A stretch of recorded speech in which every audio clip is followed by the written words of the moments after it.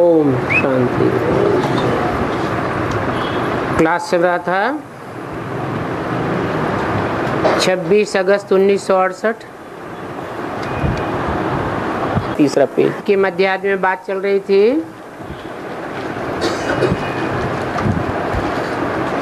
तुम तो अभी तक वो पास्ट की कथाएं भक्ति मार्ग में सुनते चले आए हो। सत्यनारायण की कथा, अमर कथा, तीजरी की कथा, परंतु अभी बाप तो तुमको ऐसा बनाते हैं और अभी की ही बातें सारी बताते हैं शास्त्रों में।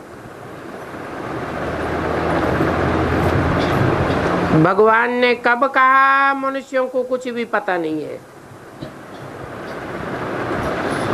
ड्रामा कितने वर्ष का है, नई दुनिया कब और पुरानी दुनिया कब होती है, ये भी किसी को पता नहीं है। इतना तो समझते हैं कि अभी कलयुग है, कभी सतयुग था, अभी नहीं है।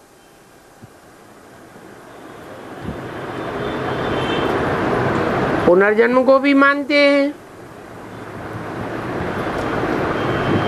क्योंकि 84 लाख जन्म कह देते हैं तो जरूर पुनर्जन्म भी हुआ ना। और बाप तो समझाते हैं कि तुम 84 लाख नहीं 84 जन्म लेते हो। मनुष्य तो बेचारे कुछ भी नहीं जानते हैं, परंतु देखो ये मनुष्य ही मनुष्यों की कितनी महिमा गाते हैं, बात मत पूछो। गांधी का कितना गायन करते हैं।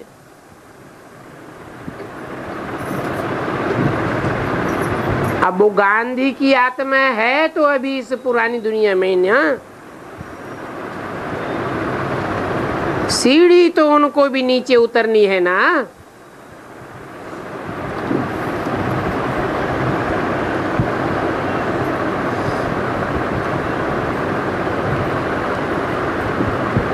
हद के गांधी की भी बात है तो बेहद के गांधी की भी बात है।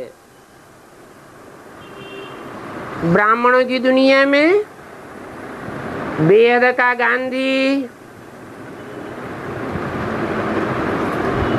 ब्रह्मा की आत्मा।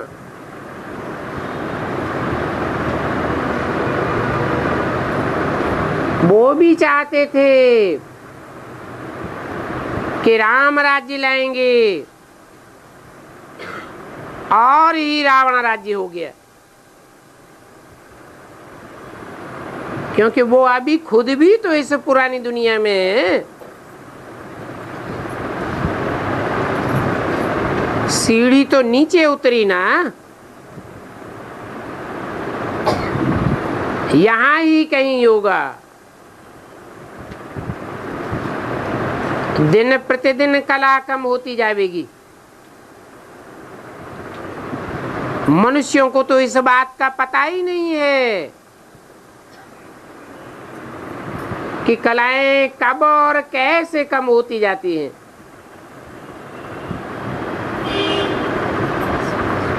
वो तो समझते हैं कि गांधी जी के कारण हम राम राज्य में आ गए हैं।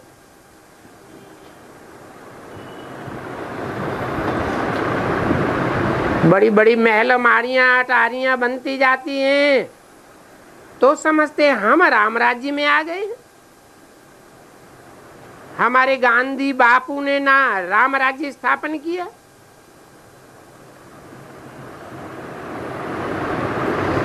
अब उस बेहद के बापू को तो कोई जानते ही नहीं है।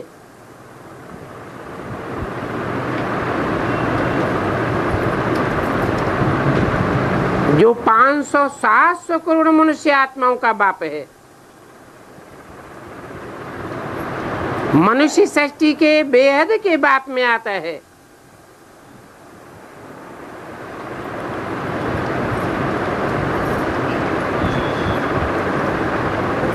वो है निराकार बापू, और गांधी था साकार बापू।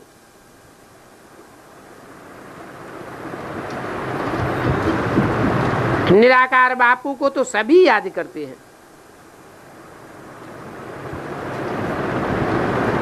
याद उसी को किया जाता है जिसने कभी सुख दिया हो। अब निराकार सुख कैसे देगा? जरूर वो निराकार साकार मनुष्य सृष्टि के बाप में प्रवेश करता है।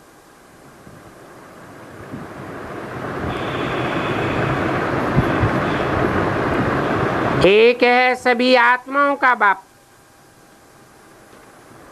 और एक है सभी मनुष्य मात्र का बाप।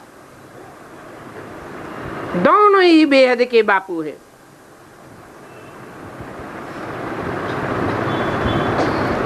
आत्माएं दो हैं लेकिन पर्सनालिटी एक ही होती है।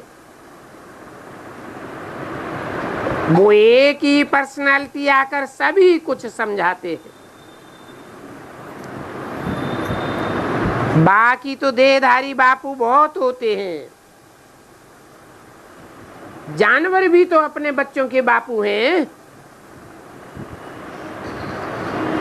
इनके लिए तो ऐसे नहीं कहेंगे कि जानवरों का बापू है। वास्तव में सतयुग में तो कोई भी प्रकार की कीचड़ पट्टी नहीं होती है। जैसा मनुष्य होता है वैसा उसका फर्नीचर होता है। वहां नई दुनिया के पक्षी आदि सब बहुत फर्स्ट क्लास खूबसूरत होंगे, और वहां सभी अच्छी अच्छी चीजें होंगी। वहां के फल कितने अच्छे अच्छे बड़े बड़े स्वीट फल होते हैं।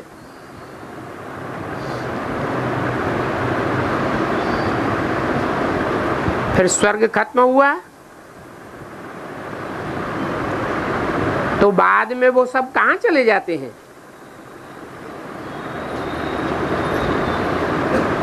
स्वीटनेस निकल जाती है, कड़वाहट आ जाती है।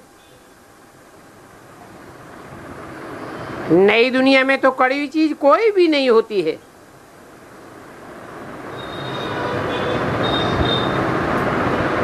मनुष्य आत्माएं थर्ड क्लास बन जाती हैं तो चीजें भी थर्ड क्लास बन जाती हैं। सतयुग है फर्स्ट क्लास, तो वहां सभी फर्स्ट क्लास सत्व प्रधान चीजें होती है।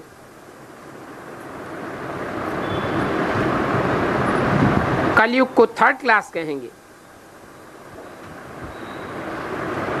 जो सतो प्रधान थे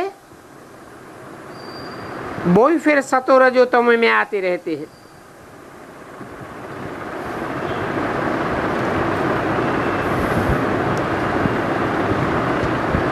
आत्मा भी तमो प्रधान तो शरीर भी तमो प्रधान। अभी तुम बच्चों को इस बात का ज्ञान है तो देखो कहाँ वो भक्ति मार्ग के लोग और कहाँ तुम। रात दिन का फर्क हो जाता है।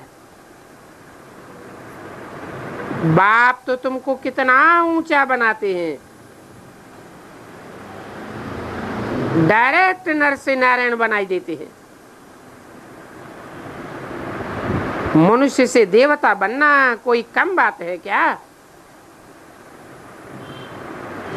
जितना जितना याद करेंगे उतना हेल्थ वेल्थ दोनों मिल जाती है।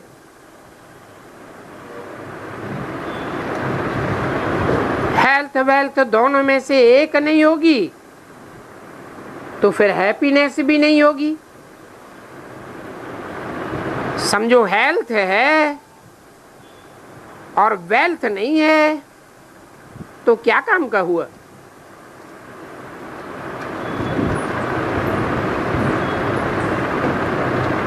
बच्चे समझते हैं कि भारत सोने की चिड़िया थी। अभी सोना कहाँ है? आगे चल करके देखना, शायद चमड़े के भी सिक्के चल जावे।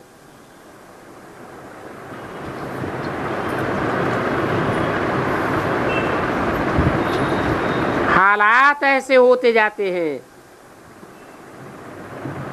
सोना चांदी तो चला गया, अभी तो कागज ही कागज है। और वो कागज भी अगर पानी में बह जावे तो पैसा कहां से आवेगा? सोना तो बहुत भारी होता है और वो तो कहीं भी पड़ा रहेगा। आग भी सच्चे सोने को जला नहीं सकती है। सोना कहीं भी जाता नहीं है,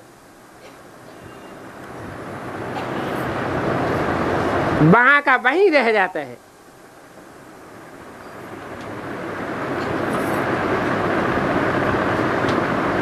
अब वहां तो ऐसी बातें होती नहीं है। यहां ही इस समय अपार दुख है।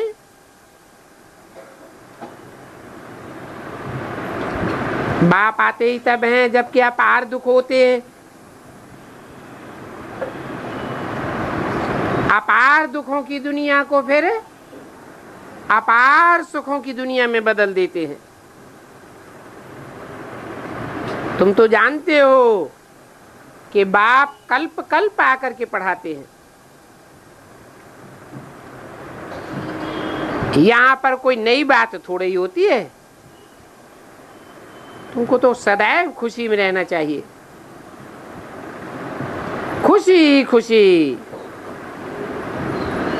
परंतु ये अंत की बात है। कौन सी? अतीन्द्रिय सुख पूछना हो तो गोप गोपियों से पूछो। पिछाड़ी में तुम इस ज्ञान को बहुत अच्छी रीति समझ जावेंगे। बाप तुमको कितना आत्माभिमानी बनाते हैं,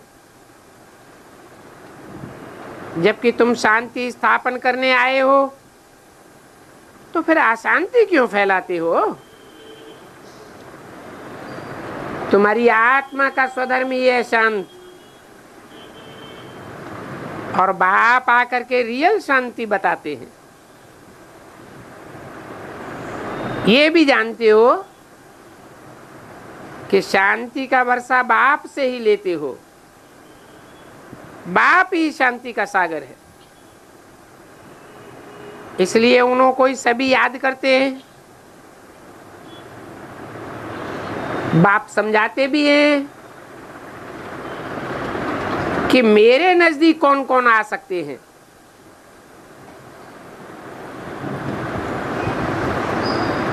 फलाना फलाने धर्म पर आया, फलाने समय में आया। नंबरवार ही तो आते हैं ना। वो और धर्म वाले जो अपने पक्के हैं अपने धर्म के, वो स्वर्ग में तो आ ही नहीं सकते। अभी तो ये साधु संत आदि ढेर के ढेर निकल पड़े हैं, तो उन्हों की कितनी महिमा होती है। जरूर जो पवित्र होंगे उनकी महिमा होगी। जो पुराने हैं तमो प्रधान बन चुके हैं उनकी तो इतनी महिमा नहीं हो सकती। अच्छा, बच्चों को गुड मॉर्निंग।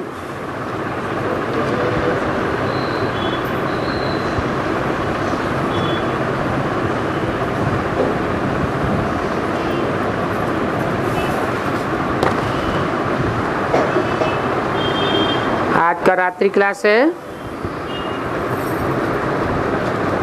26, 8, 68।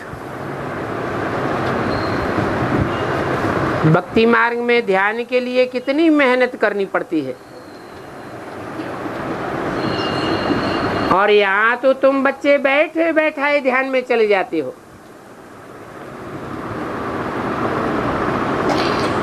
आदि में भी स्वप्न और साक्षात्कार की लीला चली थी, अंत में भी बहुत कुछ देखेंगे।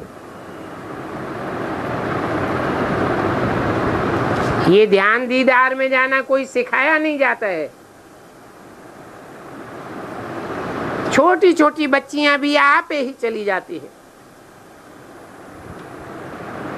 जैसे कि कोई खेल हो गया, आप ही चली जाती थी ध्यान में। भक्ति मार्ग में तो कितनी मेहनत करनी पड़ती है। तुम्हारी इन बातों को देख करके फिर जादू कह देते थे। वास्तव में ये है बाबा का खेल पाल।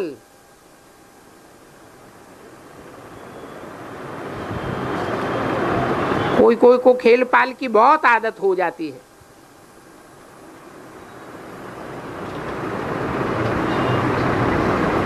ऐसे आदत पड़ने वालों को देखा जाता है कि बहुत तंग करते हैं, तो सेंटर से ही भगाना पड़ता है। इसको माया की बीमारी कहा जाता है। इसको ध्यान दीदार साक्षात्कार आदि को। अभी तुम तो जानते हो कि हम बाप दादा के सामने बैठे हैं।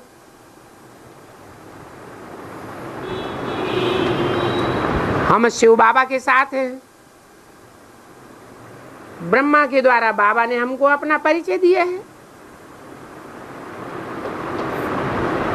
बताते हैं कि शिव बाबा बिंदी है, छोटी बिंदी, और पाटदारी भी है।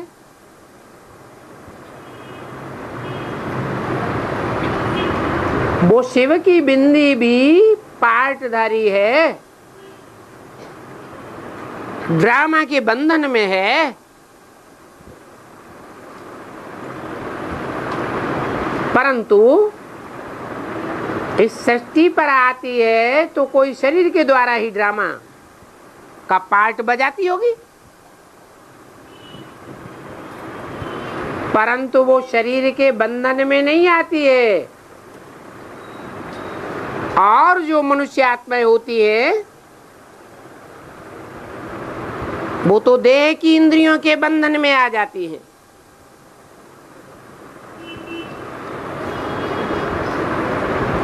परंतु वो रूहानी बाप जरा भी नीचे ऊपर नहीं हो सकता है। तो देखो, ये ड्रामा बड़ा ही एक्यूरेट चल रहा है,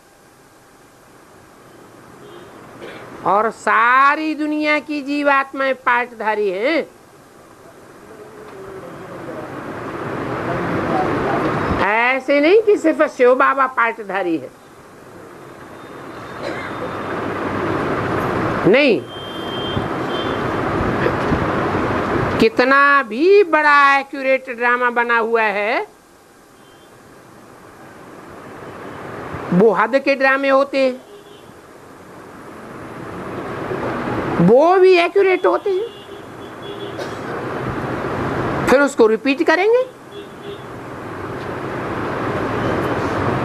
लोग बाइस्कोप नाटक आदि देखने जाते हैं ना,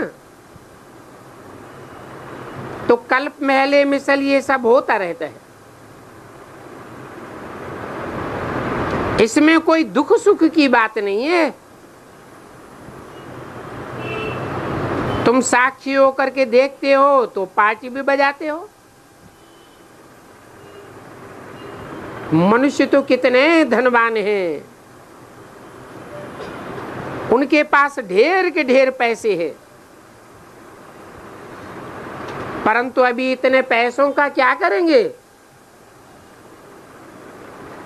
सभी पैसे खत्म हो जाने वाले हैं।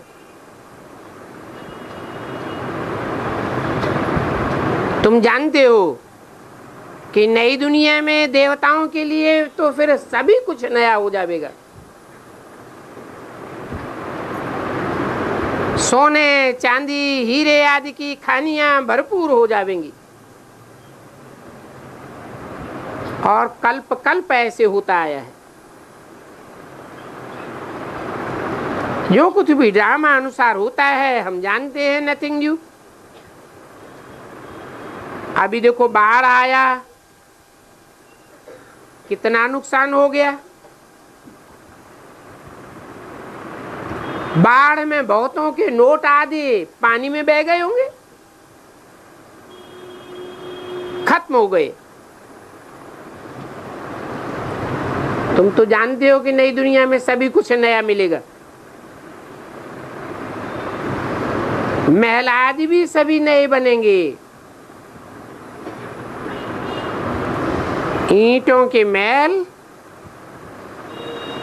बड़े फाइन होंगे। अभी साइंस वाले सभी कुछ यहाँ सीख रहे हैं। वो संस्कार ले जाएंगे, जिनमें जो संस्कार होंगे वो अच्छे अच्छे वैज्ञानिक संस्कारों वाले यहाँ भी जरूर आ जाएंगे।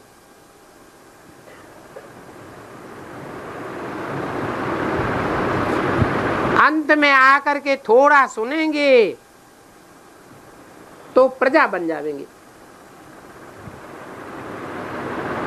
जो कारीगर आदि होंगे वो तो प्रजा ही बनेंगे ना।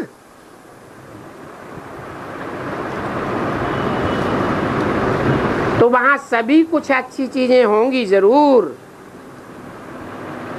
ड्रामा का प्लान ऐसे कहता है। तुम बच्चों को भी खुशी तो बहुत होती है। बाप जो नई दुनिया रचते हैं वो most wonder of the world है। ये बाप का वंडर दुनिया के मनुष्यों के बनाए हुए 7 वंडर से भी ज्यादा अच्छा है।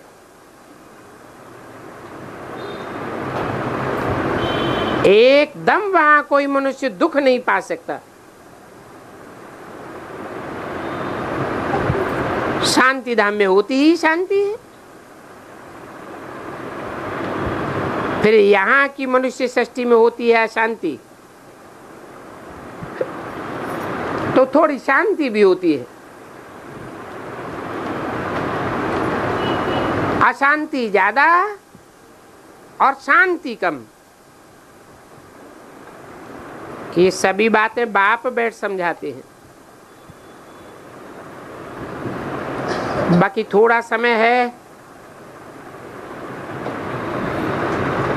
अभी तो तुम्हारी राजधानी स्थापन नहीं हुई है।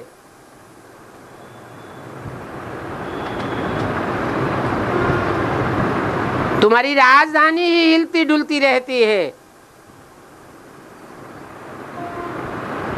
राजधानी के ऊपर तो बड़ा भारी मदार है। राजधानी ही हिलेगी डुलेगी तो रैयत का क्या हाल होगा। तो बाप ये बात भी बता देते हैं कि यज्ञ में विघ्न भी बहुत पड़ेंगे,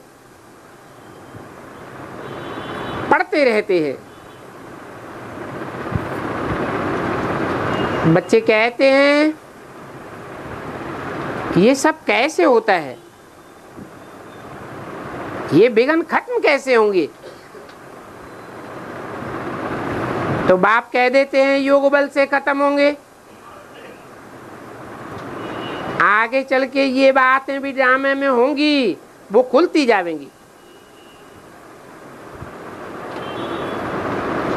ये ड्रामा में पार्ट नुदा हुआ है, टाइम टू टाइम सारी बातें बताने का। सारी बातें अगर अभी बता देवे तो आगे चल के क्या बतावेंगे। तो वो नई नई बातें निकलती जाएंगी और तुम सुनते जाएंगे। बाकी मूल बात है बाप को जानना और बाप के वर्षे को जानना।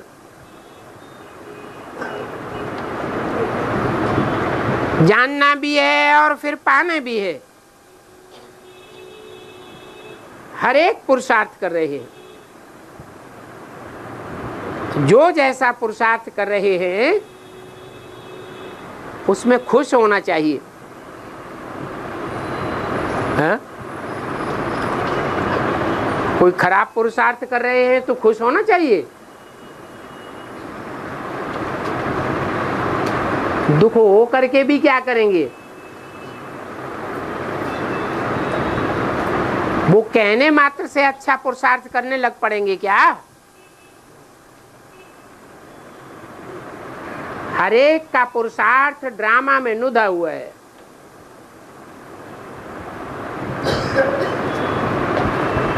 तो कोई में लटकने आदि की दरकार नहीं है।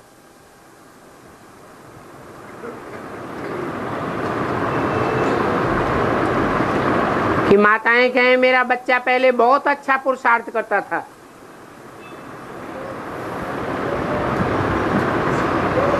अभी डब्बा गोल हो रहा है, बाबा कुछ करो सुधारो। नहीं, कोई में बुद्धि नहीं लटकानी है। क्यों? क्योंकि हम लक्ष्मी नारायण जैसे बनेंगे तो हमारे नजदीक वाले सब अच्छे पुरुषार्थी ही होंगे।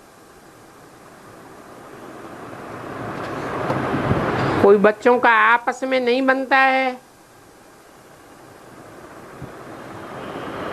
झगड़ा टंटा होता रहता है, जिसको लून पानी कहते हैं, जो नहीं होना चाहिए। बाप कहते हैं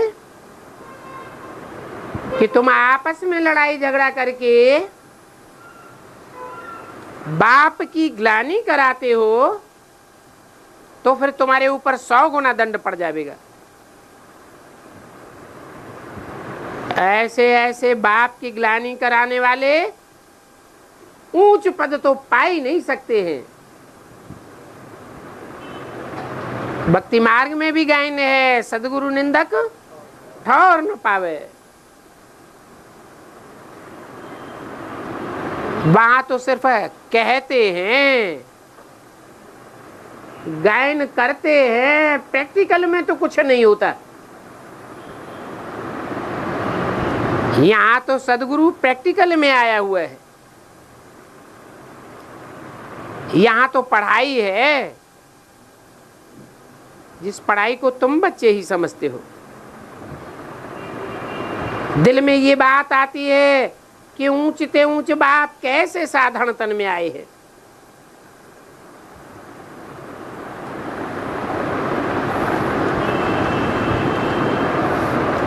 और कैसे पढ़ाते हैं। शास्त्रों में तो ये बातें हैं ही नहीं। तब तुमको कहते रहते हैं कि ये बातें शास्त्रों में तो नहीं है। शास्त्रों में तो ये लिखा है। अरे ये तो ज्ञान का सागर है। ये खुद ही कहते हैं कि ये राजयोग का ज्ञान प्रायः लोप हो गया है। इस लोप हुए ज्ञान को बाप जाने और बाप के तुम बच्चे जानो। बस कोई को पता नहीं पड़ता है कि ये कौन है। मुख्य 2 बातें ही सिद्ध करनी है। एक तो गीता का भगवान कौन है, और दूसरा भगवान बाप सर्वव्यापी नहीं है, एक व्यापी है। एक व्यापी बाप को याद किया जा सकता है। बुद्धि एक की याद में टिकाई जा सकती है, सर्वव्यापी के ऊपर तो बुद्धि नहीं टिकेगी।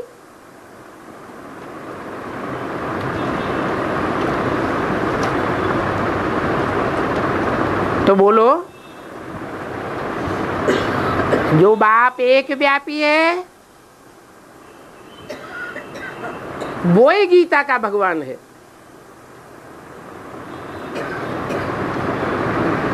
कोई कृष्ण अथवा कृष्ण उर्फ ब्रह्मा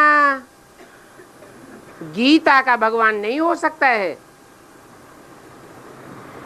गीता के भगवान का तो पूजन होता है। गीता माता कही जाती है, भगवान को गीता पति कहा जाता है। फिर ब्रह्मा की तो पूजा ही नहीं होती है, ब्रह्मा की मूर्तियां भी नहीं बनती हैं, मंदिर भी नहीं बनते हैं। तो फिर ब्रह्मा गीता का भगवान कैसे हो सकता है? वो तथाकथित ब्राह्मण समझ लेते हैं कि ब्रह्मा के तन में गीता का भगवान साकार रूप में पार्ट बजाता है। तुम तो ओरिजिनल बात जानते हो।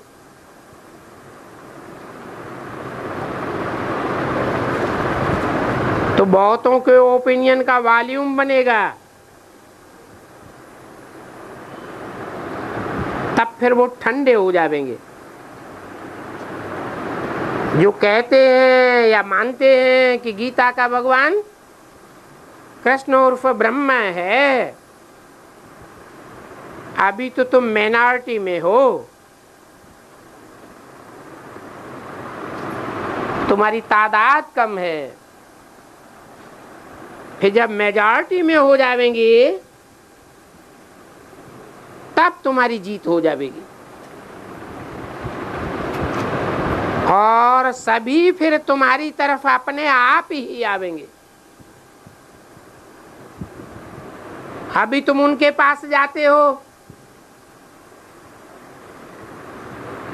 तो एक कान से सुनते हैं, दूसरे कान से निकाल देते हैं। तुम्हारी कोई बात सुनने के लिए तैयार नहीं होती। फिर तुम मेजॉरिटी में हो जाएंगे। वो समझ जाएंगे कि इन्हों को ज्ञान सागर शिव से ज्ञान मिलता है। तो देखना है कि पिछाड़ी को क्या होता है, आगे चल करके देखेंगे। परंतु आगे चल करके जो देखेंगे उसमें निडरपना बहुत होना चाहिए। अगर डरपोक बन करके खेल देखेंगे तो खुद ही फां हो जाएंगे। और बहुत खुशी में रहना है। मिर्बा मौत मलूक का शिकार।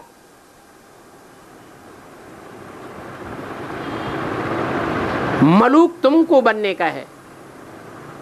मलूक माने शिकारी, मिर्वा माने जानवर।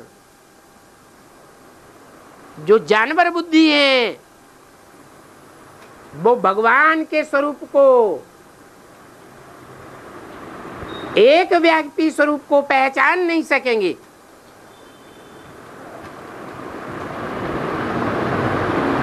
ग्लानि के प्रभाव में आ जाएंगे।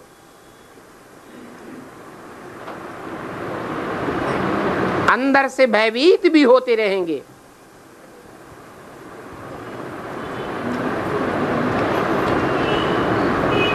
तो गायन है मिर्वा मौत। ऐसे जानवर बुद्धियों की अनिश्चय रूपी मौत होती रहेगी और तुम पक्के निश्चय बुद्धि बन जाएंगे।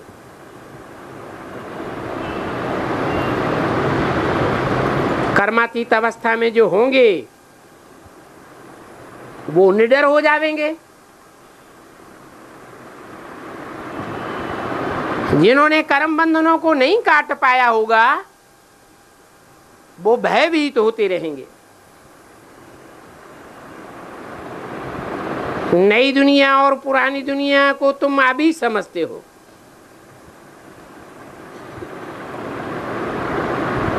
पुरानी दुनिया में भयभीत होते हैं और नई दुनिया में भयभीत नहीं होते। क्यों? भय आत्मा को होता है या देवान वाले को होता है? आत्म की स्थिति में स्थित हो जाएंगे तो कोई भी प्रकार का भय नहीं होगा। तुम बच्चों को तो बहुत खुशी होनी चाहिए, दिन प्रतिदिन तुम्हारी खुशी बढ़ती जानी चाहिए। जब तुम पक्के हो जाएंगे, तुम्हारी अवस्था एक रस हो जाएगी, तो तुमको बहुत मजा आवेगा। अभी भी जब बैठते हो, भोजन पाते हो, तो बड़ी खुशी होनी चाहिए कि हम वेद के बाप का ब्रह्मा भोजन पाते हैं।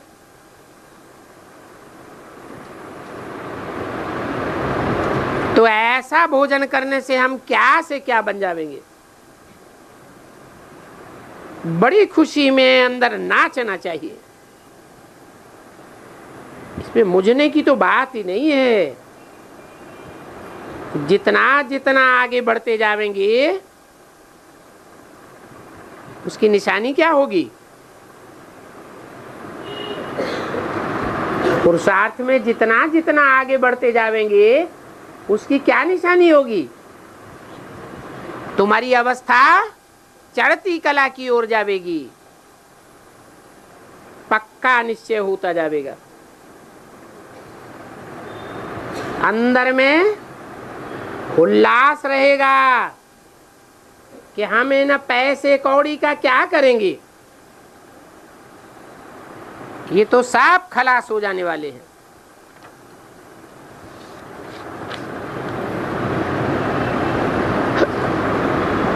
हमको तो अब अपना राज्य स्थापन करना है,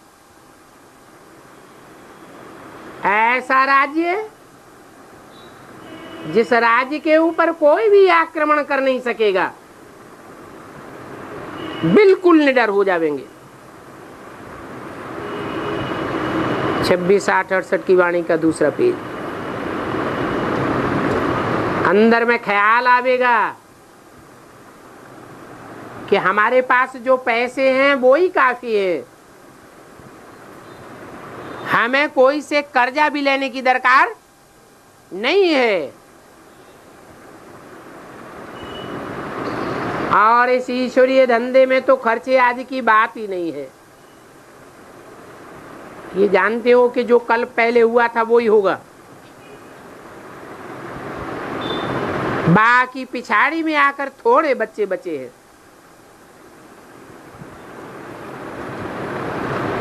ये रिहर्सल होती रहेगी, बहुत थोड़ा समय है और उस थोड़े समय में याद की यात्रा की मेहनत करनी है। ऐसा अभ्यास पक्का हो जावे कि शरीर निर्वाह करते करते याद पक्की बनी रहे।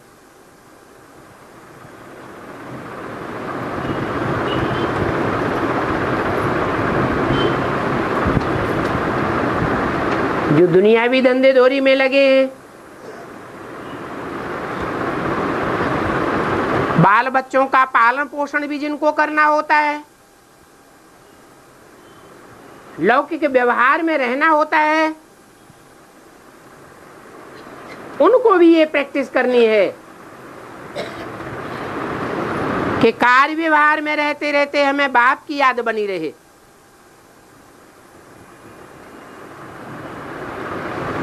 और जो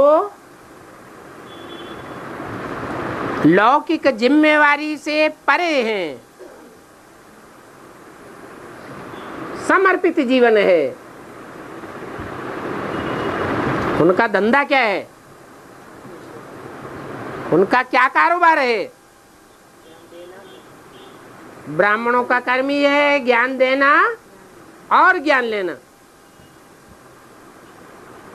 तो उस ईश्वरीय धंधे में भी देवान ना आने पावे, ईश्वर की स्मृति बनी रहे, उसको कहते हैं कम कार्डे दिल यार्डे। अपन को आत्मा समझ बाप को याद करो तो तुम्हारी बहुत अच्छी अवस्था रहेगी। बाप दादा कहते हैं कि हम कल्प कल्प पार्ट बजाते हैं और तुम बच्चों के साथ ही पार्ट बजाते हैं। जो इस्लामी बौद्धी क्रिश्चियन आदि अपने धर्म के पक्के हैं, उनके साथ बाप दादा पार्ट नहीं बजाते हैं। किसके साथ बजाते हैं? हैं? तुम बच्चों के साथ पार्ट बजाते हैं। गायन भी है, तुम ही से खाऊं, तुम ही से बैठूं। ये अभी संगम युग का गायन है।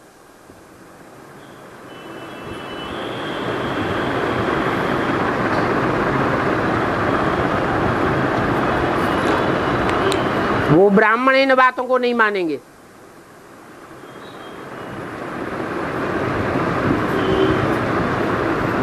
उन मनुष्यों को तो इस बात का पता ही नहीं है, इस बात का कि जब तक संगम युग है तब तक बाप हमारे साथ है। वो तो कहेंगे कि हम तो निराकार के साथ खाते हैं, बैठते हैं, उठते हैं, चलते हैं, फिरते हैं। बाप कहते हैं निराकार के साथ कैसे? साथी का साथ निभाया जाता है तो साथी एक जैसे होने चाहिए, या एक बहुत मोटा हो और एक बहुत छोटा हो तो साथी बनेंगे? हैं? जीवन साथी बनेंगे? नहीं बनेंगे। अरे कहाँ हाथी और कहाँ चींटी, एक निराकार और एक साकार, कैसे निभेगा साथ? तो दोनों को समान होना पड़े। तो बाप कहते हैं मैं साकार तन में आता हूं और मुकर्रर रथ में आता हूं। वो बेहद का निराकार बाबा है। निराकार का मतलब ये नहीं कि बिंदी है। जब बाबा कहते हैं तो उसका अर्थ ही होता है साकार और निराकार का मेल। ये बेहद का साकारी बाबा है। कौन? हद का साकारी बाबा और बेहद का साकारी बाबा। बेहद का साकारी बाबा कौन? साकारी भी है तो स्टेज से निराकारी भी है। इनसे ऊंच कोई होता नहीं है। किनसे? बेहद के बाप से, जो साकार में रहते भी निराकार होता है, जिससे 21 जन्म के लिए बेहद का वर्षा मिलता है। ब्रह्मा बाबा को साकार कहेंगे या निराकार कहेंगे? उनका कोई भी ऐसा फोटो नहीं मिलेगा जो निराकारी धर्म पिताओं की तरह निराकार स्टेज वाला हो। उन निराकारी धर्म पिताओं को तो ग्रेट फादर्स कहेंगे, उनको ग्रेट ग्रेट ग्रैंडफादर नहीं कहेंगे। परंतु यहाँ तो तुम बच्चों को ग्रेट ग्रेट ग्रैंडफादर मिला है। उन धर्म पिताओं को भी आकर के माथा टेकना पड़े।